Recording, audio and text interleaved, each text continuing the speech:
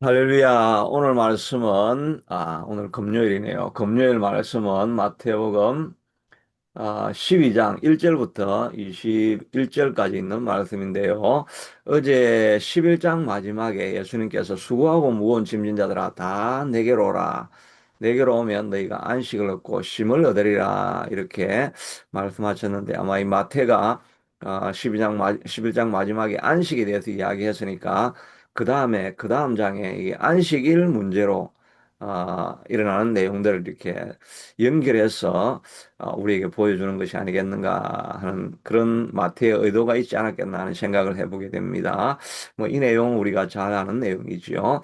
예수님께서 안식일인데 이제 예수님이 아마 회당으로 걸어가셨는지 걸어가다 보니까 이 따르던 제자들이 배가 너무 고프니까 그 예수님 쫓아다니는 제자들도 밥 먹을 시간도 없고 뭐 어디서 밥을 예수님이 오병이어를 일으켜 가지고 먹을 것을 충분하게 주셨을 수도 있을 텐데 그 기적을 이룰 때 말고는 아마 예수님이 이렇게 정말 먹을 것도 없이 이렇게 힘들게 아마 돌아가셨던 것이 아닐까 하는 그런 생각을 해보기도 합니다. 그러니까 제자들이 너무 배가 고프니까 길을 가다가 남은 논에 가가지고, 그 벼이삭을 막 이렇게 부벼가지고 그걸 이렇게 먹게 됩니다. 그러니까 유대인 율법에 의해서 야, 안식일에 노동을 하고 수확을 하면 안 되는데, 당신의 제자가 수학을 하지 않았습니까? 이거는 율법을 어긴 겁니다. 예수님은 선지자면 율법을 더 잘 지켜야지. 왜 제자들이, 당신을 쫓아가는 제자들이 율법을 오히려 더 어기는 사람들이 됩니까? 이렇게 하면서 이제 비방을 하게 되는 것을 보게 됩니다. 그러니까 예수님께서 이제 말씀하시기, 예수께서 다윗이 자기와 그 함께한 자들이 시장할 때에 한 일을 읽지 못하였느냐? 그가 하나님의 전에 들어가서 제사장 위에는 자기나 그 함께한 자들이 먹어서는 안 되는 진설병을 먹지 아니하였느냐? 이 진설병이라는 건, 그 당시에 있던 그 성소에 그 지성소로는 못 들어가고 성소에는 뭐 그 향단도 있고 그다음에 거기에 떡을 놓는 단이 있죠. 떡을 놓는 그 잔 위에 그 대 위에 12개의 떡을 항상 거기 갖다 놓고 일주일마다 그걸 교체를 합니다. 아, 근데 이런 걸 보면은 우리 한국에서 제사 지내는 이런 것들이 그 예수님의 그 구약의 이런 제사 이런 것에서 아마 좀 다 이렇게 형식을 딴 것 같습니다. 우리도 그 한국에 제사 드릴 때 뭐 음식을 쭉 차려놓는 것처럼 하나님 앞에도 그렇게 떡을 이렇게 차려놓고 이렇게 했던 것 같습니다. 그런데 일주일마다 떡을 이렇게 갈아서 뜨거운 떡을 이렇게 갈아 놓게 되거든요. 12개가 있는데 그걸 이제 다윗이 쫓겨가다가 급하니까 그거를 자기에게 달라고 해서 이렇게 먹게 됩니다. 그러니까 제사장만 먹어야 되는데, 이 다윗이 시장하니까 그걸 먹은 걸 너 모르느냐. 너희가 그 왕으로 섬기고 있는 그 위대한 왕이라고 섬기는 다윗도 이와 같이 안식일에, 오히려 자기 생명을 위해서 먹어야 될 것을 먹고, 또 제사장도 그것을 율법을 어기면서 주지 않았느냐. 이렇게 하니까 이 말은 그럼 우리도 다윗과 같이 급할 때는 막 우리도 뭐 급할 때는 뭐 우리도 이렇게 뭐 시장에 가서 사 먹고 뭐 이래야 되지 않느냐 뭐 이렇게 하는 그런 내용이라기보다는 이 다윗도 그 또 아히멜렉이라고 하는 그 제사장도 다윗이 굶어서 죽어가려고 하고 있는 이런 상황에서는 생명법이 우선이겠냐 아니면 율법을 지키는 것이 우선이겠느냐 우리가 율법이 중요한 게 아니라 그 사람을 살리는 이것이 최우선이 되어야 된다. 그런 우선순위를 이렇게 말해주고 있는 것이지요. 또 한 가지 예를 들어서는 또 안식일에 제사장들이 성전 안에서 안식을 범하여도 죄가 없음을 너희가 율법에서 읽지 못하였느냐 이렇게 했는데 이 제사장들이 안식을 범하는 것 이거는 이 민수기 이게 민수기입니까? 민수기 28장. 민수기 28장 9절 10절에 보면 안식일에는 1년 되고 흠없는 순양 두 마리와 고운 가루 10분의 2에 기름 섞은 소재와 그 전제를 드릴 것이니 이는 상번제와 그 전제 외에 매 안식일에 번제니라 이렇게 했습니다. 그러니까 이 그 제사장들은 안식일에 쉬어야 되는데 쉬지 않고 매일 상번제는 이거 매일 드리는 제사죠. 매일 드리는 제사는 그 양 새끼 양 두 마리를 한 마리를 아침 점심 저녁으로 해가 두 마리씩 이렇게 상번제를 매일 드립니다.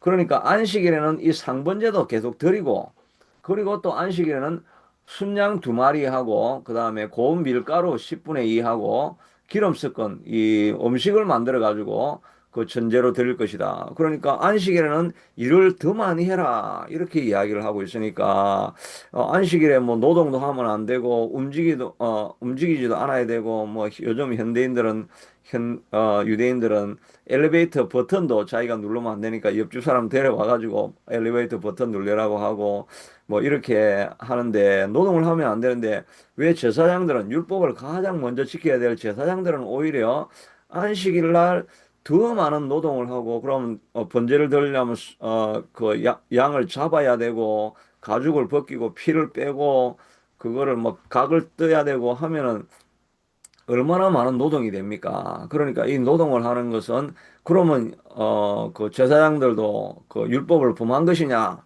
아니지 않느냐? 하나님의 성소를 섬기기 위해서는 그 일을 해도 되지 않느냐?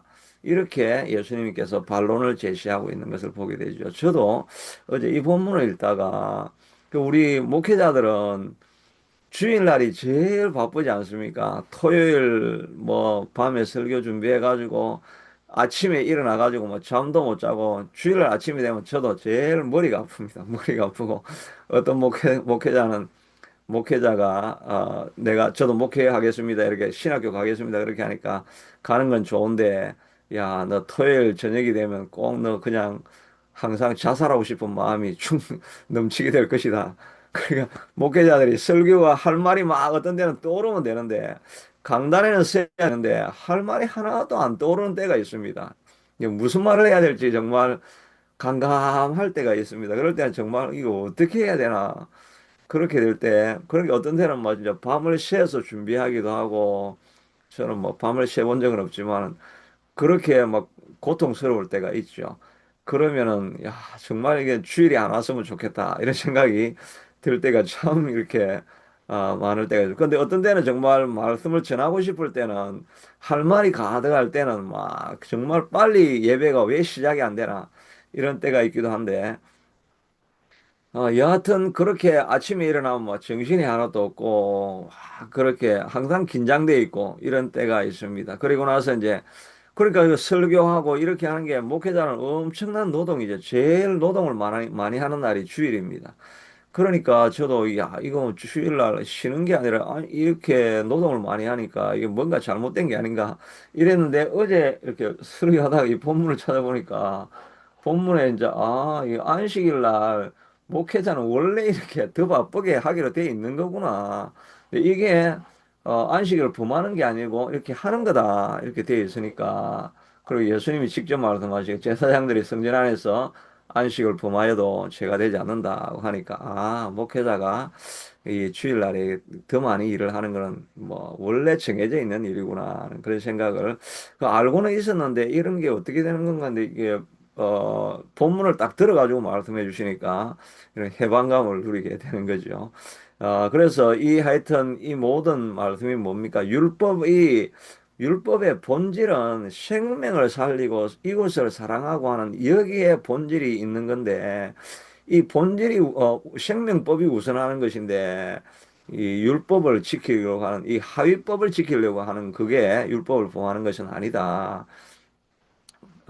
선한 사마리아인의 그 비유를 들으면서도 제사장들하고 나는 제사 드리러 가야 되겠다. 레위인도 나도 성전 섬기고 성전에 뭐 봉사하는 일이 더 바쁜데 하면서 가는 그 사람들은 오히려 잘못됐다고 이야기를 하는 거죠. 오히려 사마리아인은 더 중요한 일, 생명 살리는 일에 최우선을 두니까 이 사람이 잘한 것이라고 이렇게 말하고 있지 않습니까? 그러니까 율법을 지키는 것이 아니라 사람을 살리는 것이 최우선이 되어야 된다. 그래서 옛날에 그 뭐 곡성이라고 하는 영화였습니까? 거기에 보면 제일 유명한 대사가 뭡니까?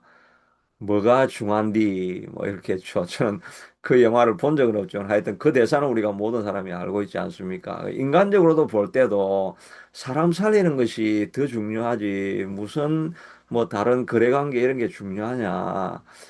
그런 것도 뭐 영화를 통해서 이렇게 이야기를 하고 있죠. 우리도 더 중요한 것은 우리가 깨어있지 아니하고 하나님을 더 사랑하지 하고 예수님의 마음에 더하지 않으면 우리도 어느 순간에 이 율법 지키는 것에 우리의 최우선 순위를 두고 있을 때가 있습니다. 그러면서 생명 사랑하는 일을 잊어버릴 때가 있죠. 우리가 중요한 것은 생명을 사랑하는 이 일이 더 중요합니다. 그러니까 안식일 날 간호사는 일을 해야 됩니다. 생명 살리러 가는 일은 해야 되죠. 의사도 수술할 일이 있으면 주일날 수술하러 가야 되죠.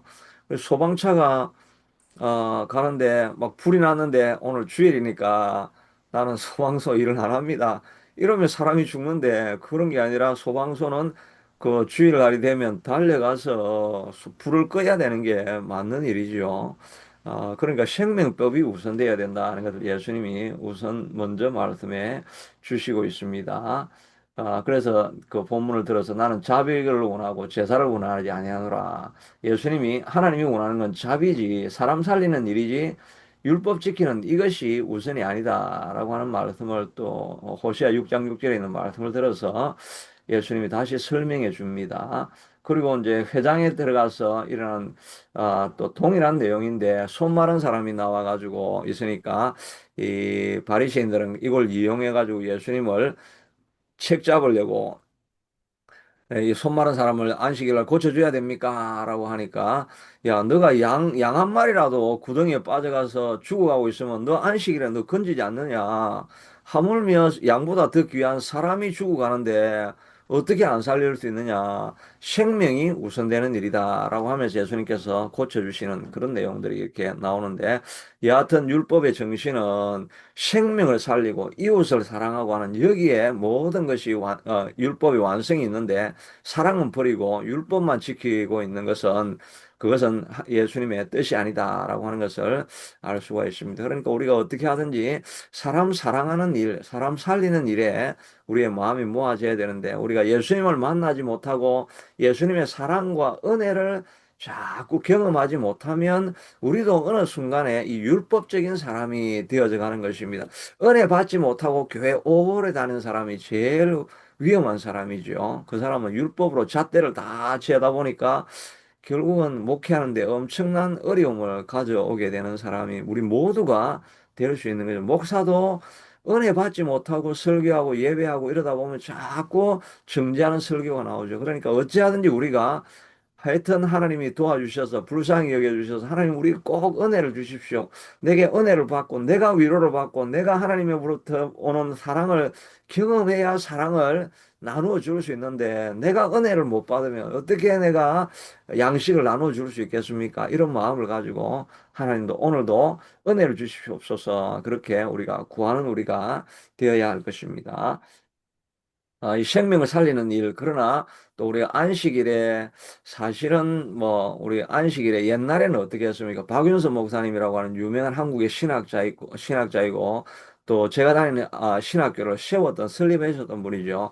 이분들도 옛날에 선교사가 왔는데 안식일 날 주일 날 선교사를 택시를 태워 가지고 모셔왔다 그래가지고 돈을 내고 뭐 이런 일을 했다고 해서 옛날에는 정죄를 당하기도 하고 치리를 당하기도 하고 그렇게 했습니다. 그러나 지금은 뭐 그렇게 하는 엄격하게 지키는 사람들이 없죠. 그러니까 이 안식일 문제도 자꾸 시간이 지나면서 좀 뭔가 이렇게 조금씩 변화가 많이 일어나고 있습니다. 뭐 주일에 특별히 이제 가게 문을 열어야 되시고 하시는 이런 분들도 너무 제 생각에는 너무 죄의식을 이렇게 가지는 것보다 세월이 자꾸 변해가고 있으니까 하나님이 주시는 마음을 따라서 뭐 하는 그런 것이 있어야 되지 않겠냐. 왜냐하면 저도 예배 드리고 나가지고는 꼭 뭐 가기 제일 좋은 날이 주일날입니다. 그러니까 옛날에는 돈 쓰면 안 된다 하고 하다가 요즘은 뭐 저 자신도 여러 가지 기준들이 조금 이렇게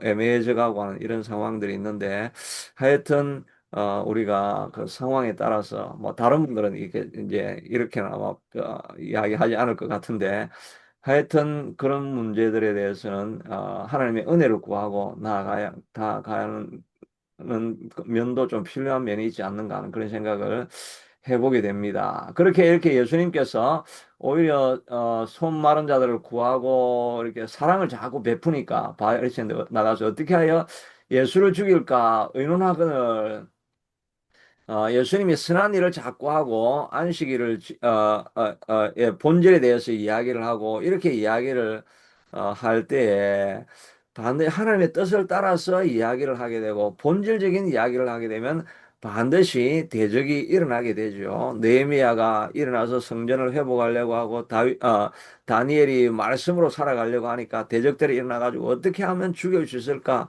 이 하나님의 뜻을 따라서 살아가려고 하는 사람들에는 끊임없이 대적들이 일어나게 됩니다. 예수님도 사역을 맨 처음 시작할 때 사단의 시험을 받게 되죠. 최고의 대적자, 우리의 대적자, 최고의 대적자는 바로 사단이죠. 이런 사단이 대적하려고 하니까 사단과 처음부터 싸우는 일이 일어나게 되죠. 그래서 사단을 이기고 대적하고 이기고 나아가게 됩니다. 우리도 말씀을 따라서 살아가려고 하면 반드시 대적하는 사람들이 일어나게 되죠. 특별히 베드로가 일어나가지고 예수님이 십자가를 지고 가야 되겠다라고 하니까 예수님 무슨 말씀하십니까? 왜 죽는다고 말씀하십니까? 죽는다는 이야기 하지 마시고 계속 우리와 함께 하신다고 하시고 절대 십자가는 지면 안 됩니다. 베드로가 그렇게 이야기하니까 사단아 내 뒤로 물러가라. 너는 사람의 일을 생각하고 하나님의 일을 생각하지 않는다라고 하면서 베드로가 안에 사단이 들어갔다라고 말하고 있지 않습니까? 우리가 믿음의 길을 자꾸 걸어가려고 하면 이 대적하는 세력들이 계속해서 사단이 우리를 끊임없이 하나님의 뜻대로 살아가지 못하게 이게 도전해 오는 일들이 있을 것입니다. 그러나 그럼에도 불구하고 이 믿음의 길을 우리가 걸어가야 되죠. 박효진 장로님이라고 하는 그 교도관 장로님 있죠. 그 사형수 이야기 많이 한 하나님이 고치지 못할 사람은 없다라고 하는 그런 간증 많이 하시고 이런 분인데 그분도 처음에 그 종갓집이었습니다. 그러니까 자기가 제사를 1년에 12번이나 드려야 되고 이런 집에 예수 믿는 처자가 시집을 가가지고 거기에서 엄청난 그 대적과 반대하는 세력이 있죠. 시어머니와 시아버지가 제사를 드려야 하는데 며느리가 교회를 간다고 하니까 집안에 막 풍지박산이 일어나게 되는 것입니다. 그러니까 그 앞에 우리 읽었던 본문에 있는 말씀처럼 예수를 믿는다고 하면 가정에 시어머니와 며느리가 싸우게 되고 막 칼을 주러 온 것이라고 한 것처럼 평화를 위해서 하나님의 뜻을 위해서 살아가려고 하면 가정이 어려움이 일어나게 됩니다. 그럼에도 불구하고 생명을 걸고 쫓겨나고 매를 맞으면서 나중에는 남편도 막 핍박을 하고 그럼에도 불구하고 교회를 나가게 되니까 나중에는 남편이 변화되어져 가지고 결국은 그 온 집안이 변화되어지고 이분이 생명을 살리는 유명한 간증자로 살아가게 되지요. 한 대적이 일어남에도 불구하고 생명을 걸고 복음을 향해서 나아갈 때에 진정한 평화가 오게 되죠. 그냥 내가 가정의 평화를 위해서 그냥 시어머니가 죽을 때까지는 내가 교회 못 나가겠습니다. 그렇게 하면 시어머니 지옥 보내고 교회 나가겠습니다. 이런 말이 되는 거니까 그게 진정한 평화가 아니죠. 싸움이 일어나고 분쟁이 일어나도 하나님의 말씀을 따라서 끝까지 걸어가다 보면 온 가정이 변화되어질 때 그때 진정한 평화가 일어나게 되는 것이지요. 우리가 지금 조금 어렵다고 해서 갈등이 일어난다고 해서 하나님 말씀을 내가 포기합니다. 그러면은 진정한 평화는 없는 것입니다. 지금 조금 갈등이 일어나고 어려움이 일어나도 내가 말씀대로 살아가겠습니다 하면 말씀을 따라서 말씀이 기준이 되어 가지고 모든 질서가 정돈이 되어지면 그러면 이제 우리가 진정한 평화를 지속적으로 영원히 누릴 수가 있게 되는 거죠. 좀 어려움이 있을지라도 대적이 일어날지라도 예수님이 끝까지 그 대적을 저항하면서 십자가를 지고 나아가니까 온 인류에게 평화가 찾아온 것이 아니겠습니까? 갈등이 일어나도 우리는 믿음으로 지켜나가야 될 것은 끝까지 믿음을 사수하고 나아가는 역사가 있게 되기를 바랍니다. 예수님께서도 계속해서 가시다가 더 많은 사람들이 따르는지 예수께서 그들의 병을 다 고치시고 자기를 나타내지 말라고 경고하십니다. 사실은 예수님이 병 고치는 데 시간을 너무 많이 투자하면 안 되죠. 앞에서도 말씀이 무엇이었습니까? 사람들이 병 고치니까 베세다야, 고라시나, 가버나움아, 내가 이렇게 많은 기적을 베풀었는데 너희가 따라오는 사람들이 아무도 없지 않냐.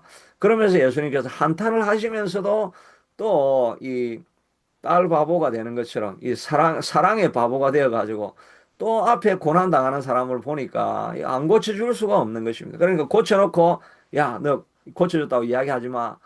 고치면 안 되는데 고쳐주고 나서 고쳤다고 이야기하지 마. 예수님의 사랑이 충만하게 넘쳐나니까 고통당하는 사람을 보고 견딜 수 없는 그런 사랑하는 마음이 넘치는 거죠. 우리도 우리 마음 안에 정말 하나님의 사랑이 가득해가지고 너무나 큰 사랑 때문에 견디지 못하고 사랑을 뭐 실패할 줄 알면서 사랑을 계속 베풀어 줄 수 있는 이런 사랑이 우리의 마음 가운데 넘쳐날 수 있게 되기를 바랍니다. 저도 아무리 말씀을 전해도 이렇게 여러분은 변하지 않는 건 아니지만, 변하지 않는 일이 혹시 있다 할지라도, 그럼에도 불구하고, 해도 아무런 성과가 없음에도 불구하고, 그래도 끊임없이 사랑의 메시지를 전하고 수고의 노동을 감당하는 이런 사랑이 저에게도 계속 넘치고, 또 여러분들에게도 그런 사랑이 넘쳐야 될 줄로 믿습니다. 그것이 바로 예수님의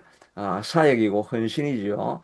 그래서 이사야는 마태복음 이사야를 통해 가지고 이렇게 이제 사랑 바보가 되어서 견뎌나가는 그런 것은 메시아가 할 일이라고 구약 성경에 기록되어 있다고 하면서 구약 성경을 인용해 주는 것입니다. 이게 이사야서 보면 내가 택한 종 내 마음에 기뻐하는 바 내가 사랑하는 자로다. 내가 내 영을 그에게 줄 테니 그가 심판을 이방에 알게 하리라. 그는 다투지도 아니하며 들레지도 아니하며 아무 길에도 소리를 듣지 못하리라. 예수님이 와서 사역할 때는 다투지도 아니하고 소리를 막 질러 가지고 막 무슨 난리를 쳐 가지고 막 소리가 들리고 이렇게도 하지 않고 그냥 조용조용하게 사역하시게 되어 있다는 것입니다. 그래서 예수님은 유대인들하고 절대 갈등을 일으키거나 분쟁을 일으키거나 막 싸움을 일으켜 가지고 너희들 왜 옳은 길을 하지 않느냐고 이렇게 다투지를 않게 되죠. 나중에 가서는 뭐 성전에 가서는 어떤 때는 예수님의 열정 때문에 성전을 향한 열정 때문에 막 과격하게 나가기도 하지만 예수님은 십자가를 지는 데까지 그냥 다 순종하며 나아가는 그런 모습을 보게 됩니다. 우리도 내가 의를 이루겠다고 하면서 자꾸 교회에 분쟁을 일으키거나 이 옳지 못한 것을 보면서 막 이것이 옳은 것이라고 막 너무 정의를 선포하는 사람들 그런 사람들을 우리가 조심해야 되는 것입니다.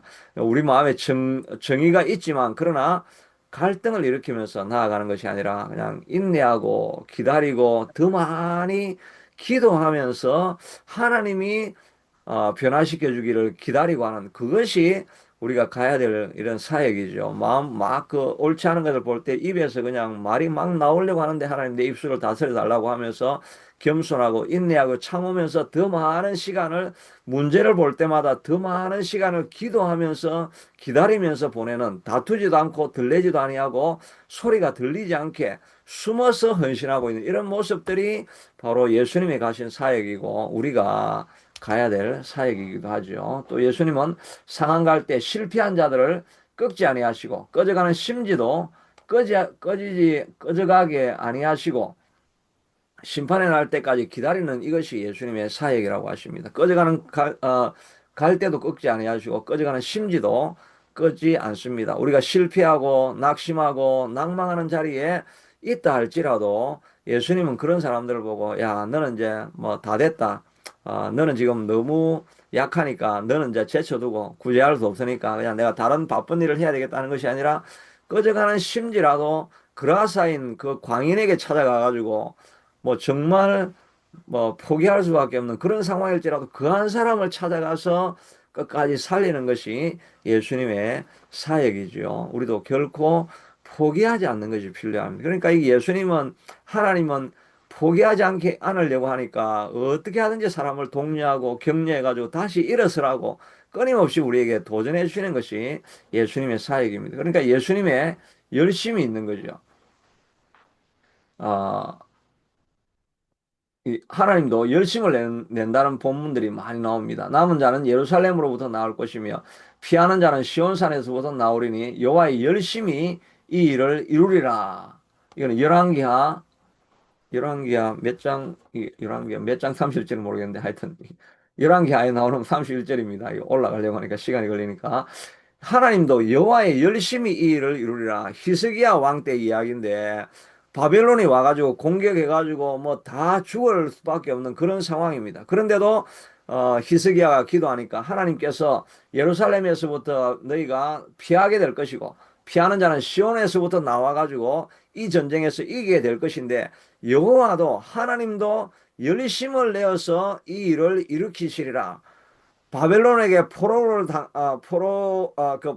둘러싸여서 죽을 수밖에 없는 너무나 살아날 수 없는 그런 상황에 있는 어, 상황이라 할지라도 하나님은 열심을 내어 가지고 그들을 끝까지 구원해 낸다는 것입니다. 이사야서에서는 하나님이 열심을 내어 가지고 이 그 한 아기가 낳고 이런 이야기를 하는 것이죠. 메시아를 보내겠다고 하시는데 이후로는 영원히 정의와 공의를 그것을 보존할 것이라 만군의 여호와의 열심히 이 일을 이루시리라.